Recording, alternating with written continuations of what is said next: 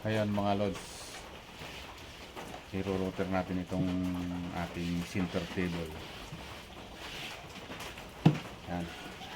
Gamit yung ating router, itong pinakakanto niya. Ayun,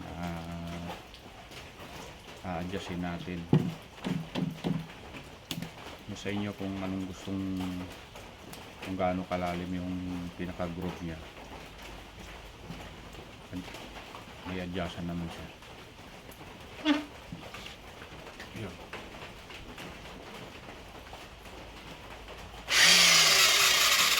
Ayan, okay na mga idol. Ayan o, kagaya nyo, itong kanto, padadaanan natin ng router yan. Hanggang sa palibot yan mga lods. Saka naman natin lilihain.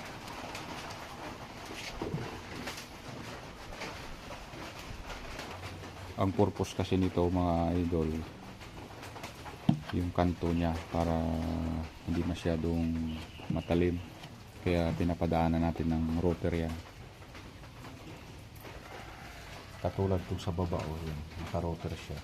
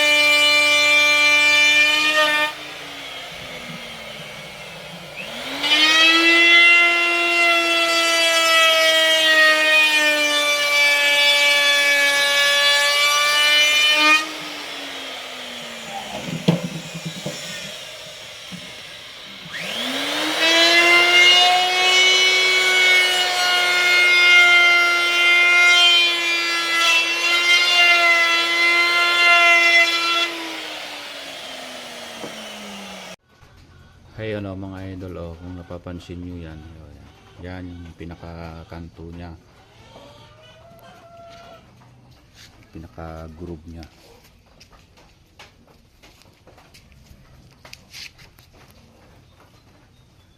Ayan, yan ang pinaka-groove nya.